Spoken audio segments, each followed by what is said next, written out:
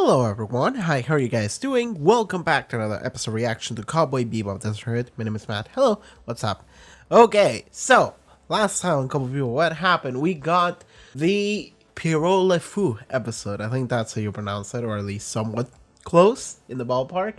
It was a very interesting episode because I feel like oftentimes in Cowboy Bebop we get episodes that are kind of, what is the word I'm looking for? Like, they can be somewhat goofy, they can be fun. Previous episode wasn't that fun, it was engaging, it was thrilling, you know? And the animation went absolutely ham. The animation and the, like, direction and like, what is the, like, I don't know what to call it, but the storyboarding, I guess, or like the art that they made for the backgrounds or the scenery, all of that were great ideas, and the way it all played out was fantastic. So I just really enjoyed that episode for those reasons. But getting ready to start watching this next episode. So, okay. We're getting really close to the end of the show too. I think it's 26 episodes. And I think there's also a movie. I don't know if I should watch the movie or not. I'm probably going to do it. But yes, there's 26 episodes in a movie. I'm currently in episode 21 with this one. So in 5 weeks, we should be finishing Cowboy Bebop. And if you're on Patreon, it would be actually 3 weeks, because on Patreon you can watch the next 2 episode reactions as well as full-on reactions. So yeah, that would be a lot of fun. Consider supporting the channel and these videos, and yeah, that's pretty much it. Getting ready to start. So, Cowboy Bebop episode 21. Let's go. Got an email from an old acquaintance of mine. All it said was, "Seek the holy beast of Anzan. I am where the 4 gods meet." Boogie Woogie Feng Shui. That is the most fun title for an episode I've ever seen. I saw it on Netflix and I was like, what the fuck is that? Karl's background is unknown, but he had a reputation as one of the 3 greatest Feng Shui masters on Mars. Oh, this is Mars, okay. He was not in this world. I see. Oh!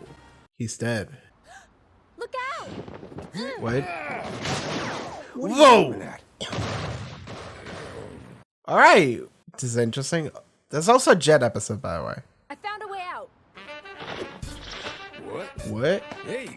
Okay, this is interesting. I like this. I don't know what the fuck we're doing, but... Earth Chi! Earth Chi. Pretty close one, huh? Jet is like, what the fuck is happening? It's a fine romance. She's too young for that. Maybe he's got a thing. Nah, afraid she's too old. Moldy and moldy history mystery. You were this little, I met you when I was visiting your father. Oh. There was a hyperspace fluctuation. Here you are. Again with the Oh, hyperspace. thank you. Huh? You Jet's girlfriend? Huh? Does he have a thing for you?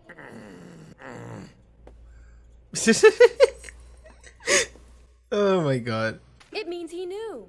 Can you help me, please? It has to be. So it was very... It's about the Sunstone. The Sunstone. Treasure hunt?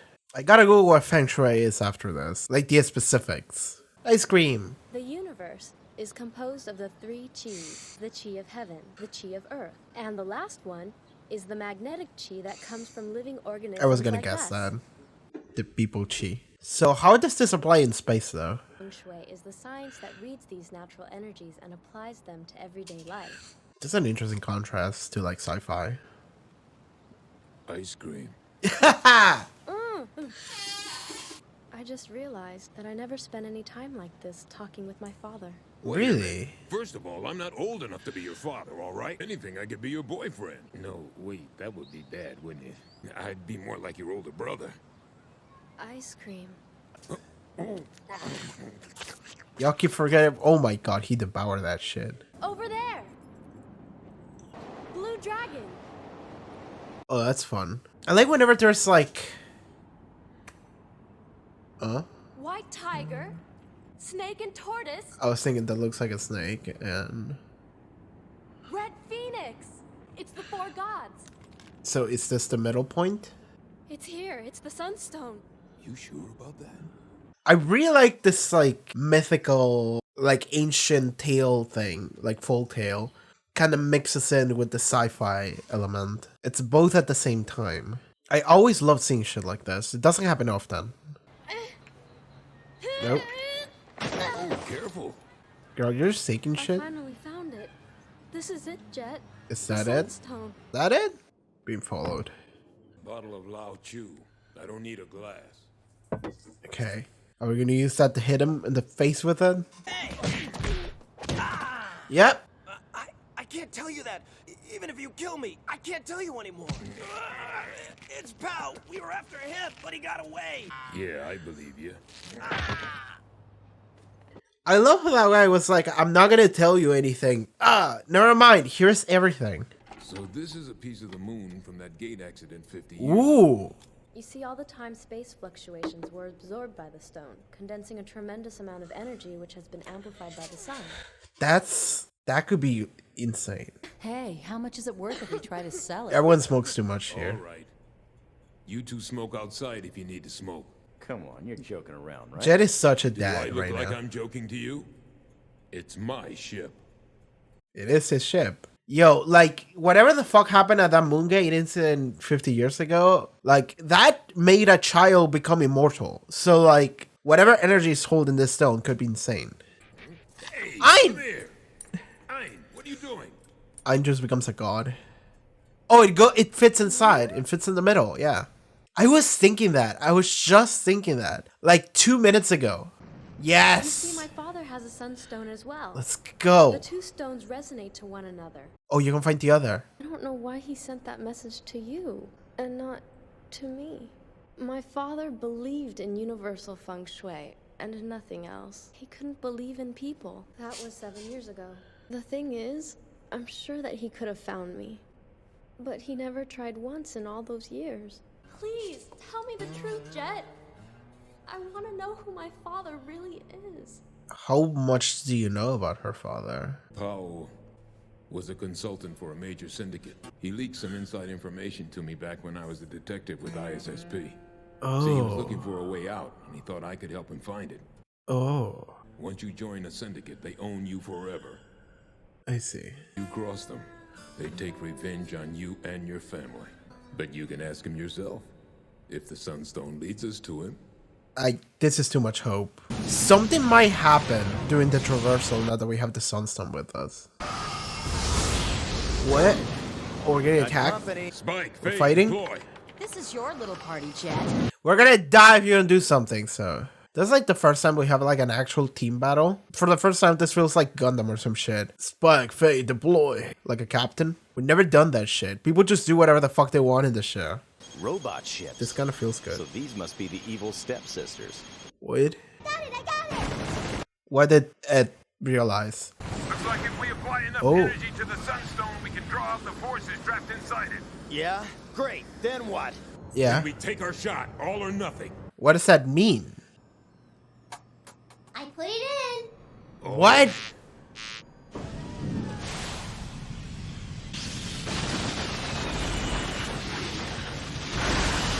Oof.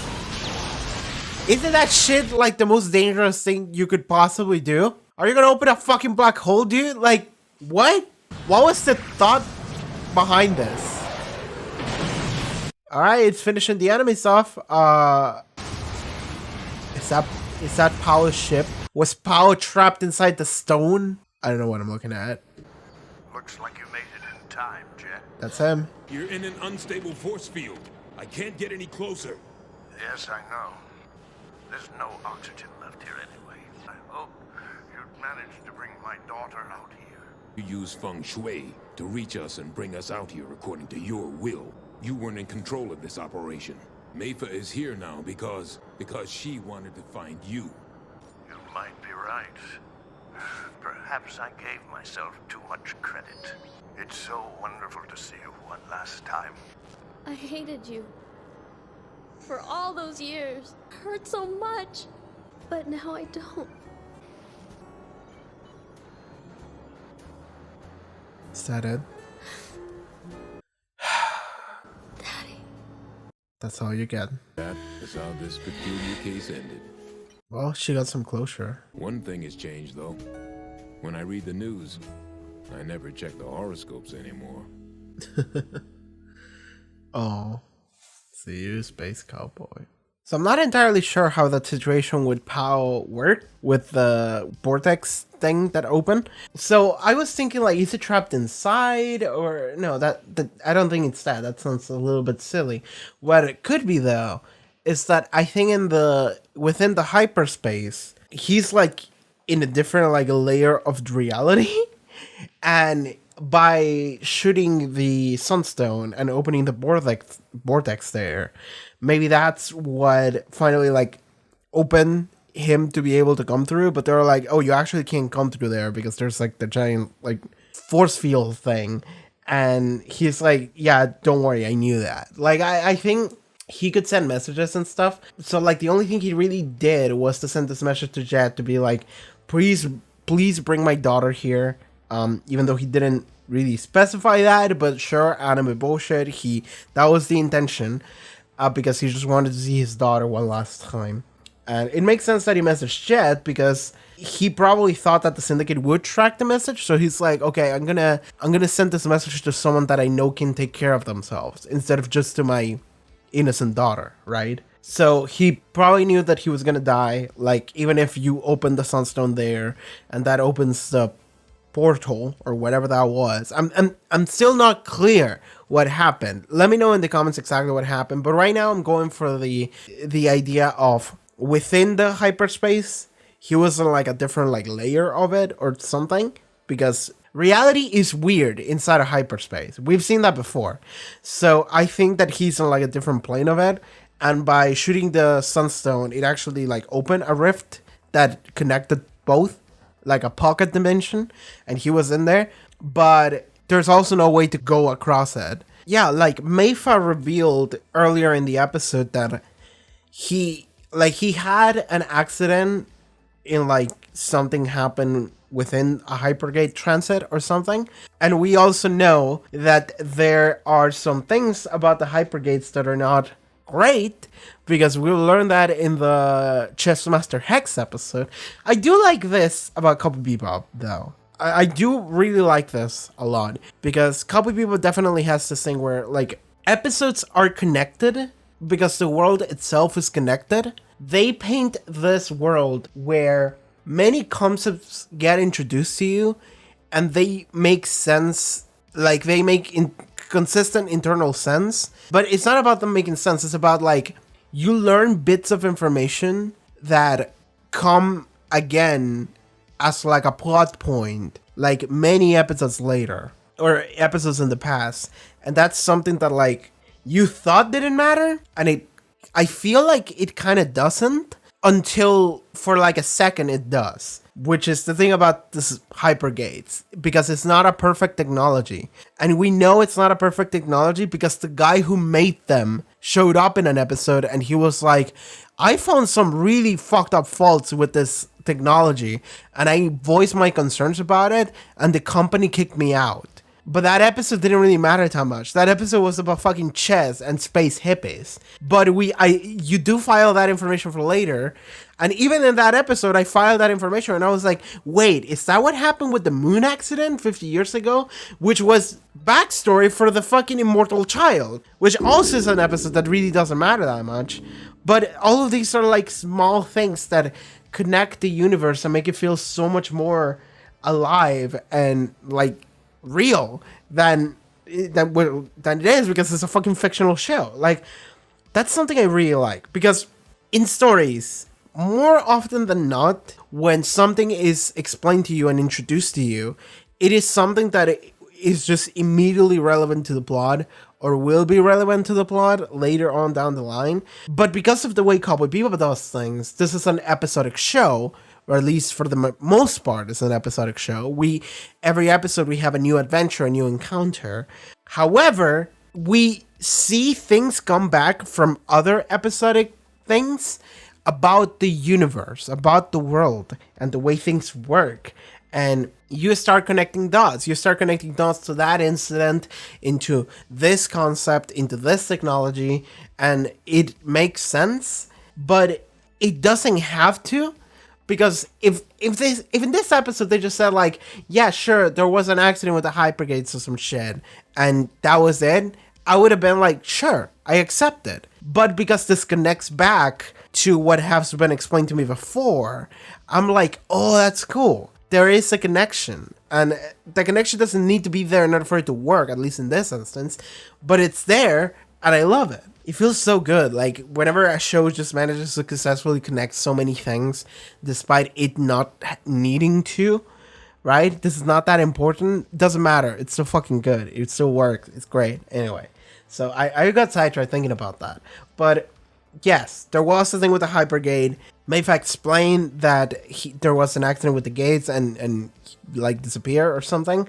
And then in this episode, we go into the gate and we open another rift in space via the Sunstone, which has a bunch of energy locked inside and behind it from the gate incident in the moon 50 years ago, which is, again, a really cool thing. Because, that's also another little connection. Because they tell you about the moon accident, they refer to it. It takes them a while for them to tell you exactly what happened, but they refer to it. And then I think in the Edward episode they tell you, and it's basically the moon exploded 50 years ago. And then there's like a giant ring of asteroids just floating and hanging out outside of the Earth, which is what made the Earth mostly uninhabitable because there's like fucking meteorite showers happening every day. So everyone who's still on Earth lives like underground, but most of society moved into the space or different planets. And this is all things that connect and make sense, right? This is those Cowboy Bebop world is so good. Like, the more you watch these episodes and the more you start internalizing and the more you start connecting the dots, this world becomes so much more alive. And I fucking love that shit. I really do. It's not alive through its people, it's alive through all of the environment and the concepts. It feels like everything just clicks together. Anyway, so Mr. Powell here, he just wanted to get Jet here to see his daughter again.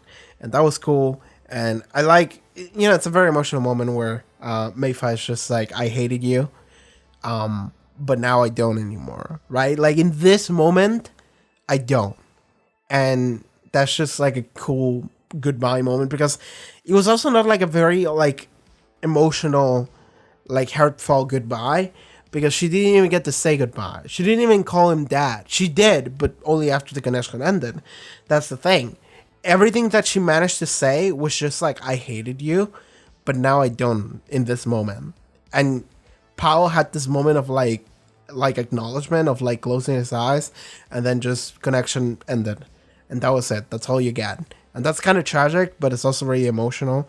And that also gave her closure, because she didn't have closure. She said for 7 years she didn't see him. And she kind of hated him because she was like, well, he could have come and seen us anytime he wanted, but he didn't. But Jed explains earlier that, well, the reason why he probably didn't do that is because he was working for the Syndicate. Well, he was a consultant for the Syndicate, which is another thing that has carried over across episodes. And I feel like the Syndicate is probably going to be like near the end of the show, some like a really big player, because that's affiliated with Vicious, which I feel like is going to be the big boy that's going to come in here for the final couple episodes. That would be my assumption, right? But he was a consultant for the Syndicate, and as a result, he didn't want to endanger his family. That makes sense. This is a Yakuza subplot. This is a Yakuza sub-story right here. This episode really reminded me of Yakuza for a couple of reasons. Like, the world-building aspects feels really Yakuza. Even though Yakuza is more the people, this is more the environment. This thing about the syndicates, wanted to get out, running away in order to not endanger her family. But also Jed was a dad this episode. Sorry, maybe a lover. Sorry, maybe a big brother or something. That was an ongoing joke.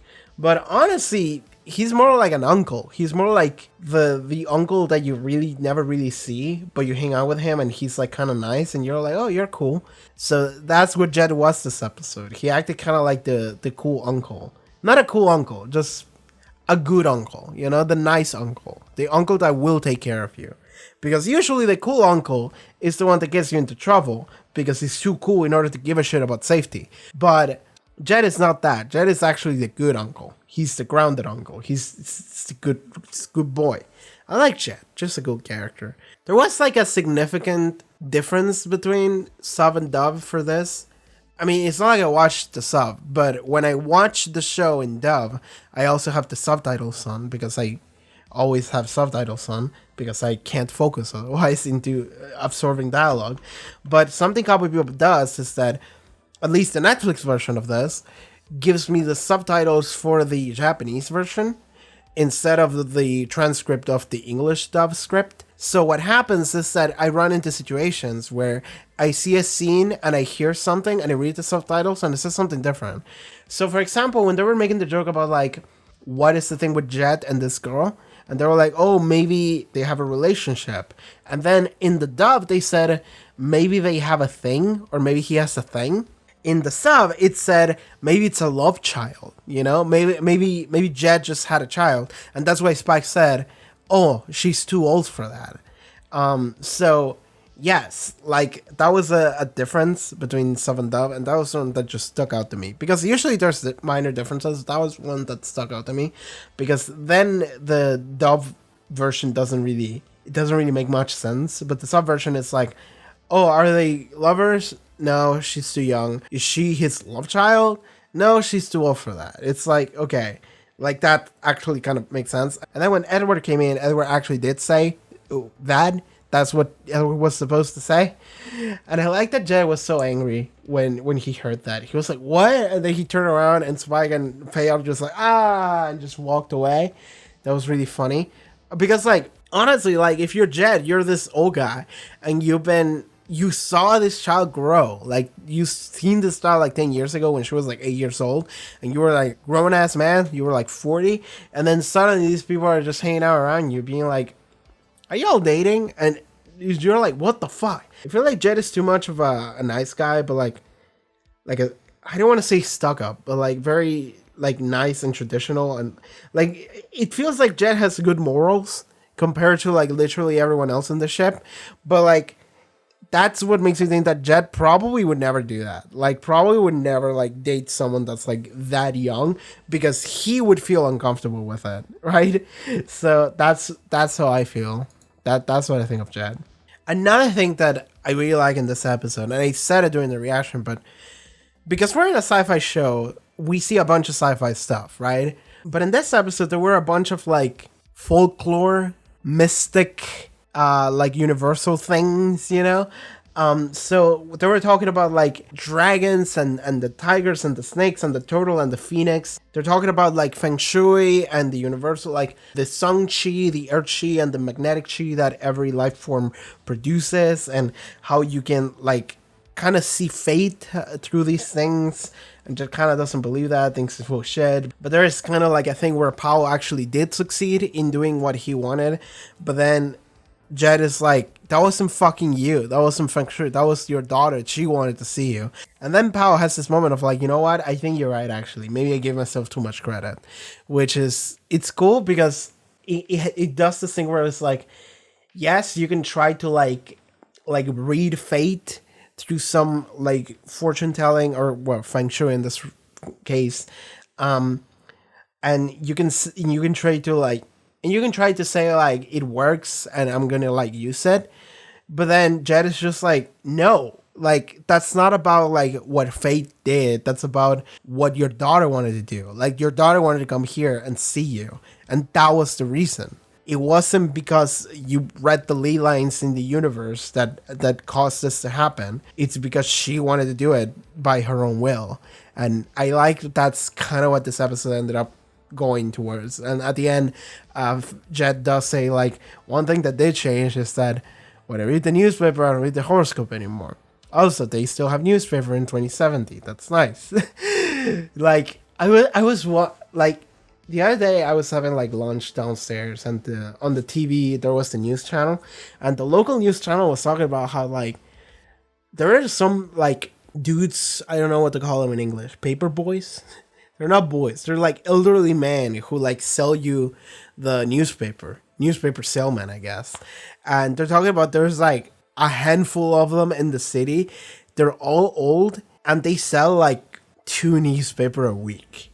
And they're talking about like how like the government is trying to like capacitate them in a way where they can adapt to a modern like landscape and how they can like sell a newspaper in the modern landscape. I don't know how the fuck that would work, but that's what the news article was about.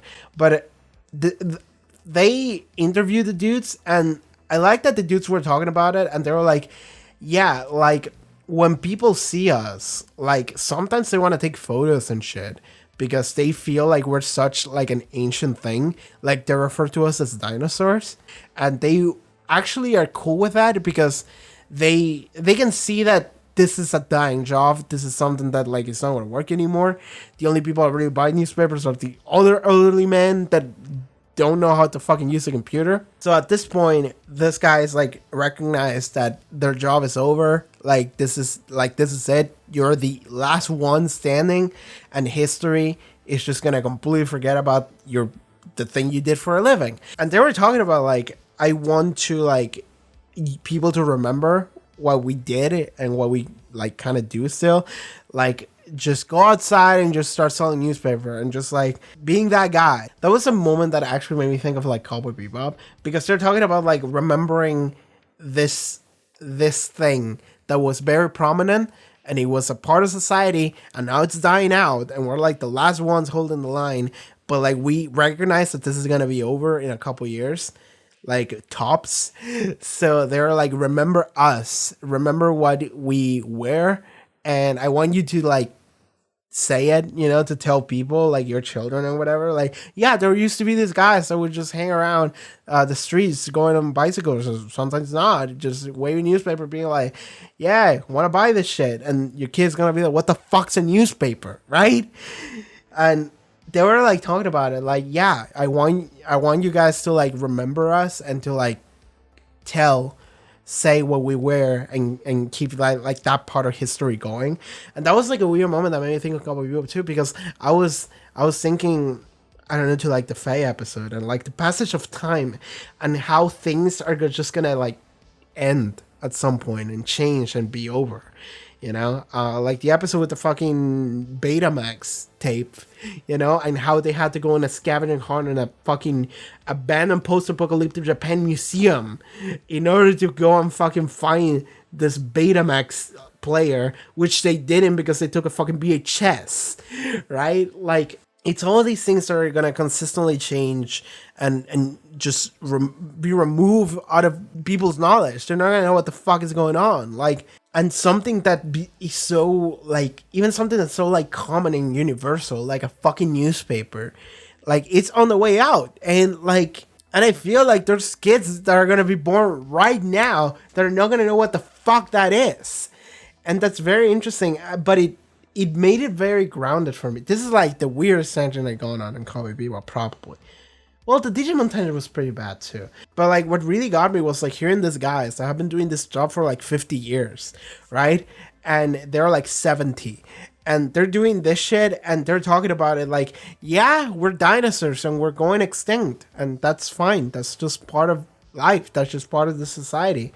And like, I'm not going to ask you guys to buy newspapers from us, but we're going to ask you to like, remember us for what we did and what used to be the thing. And when you used to go outside, you used to see us just hanging out and doing our thing. And like, that just made it feel very, very human to me.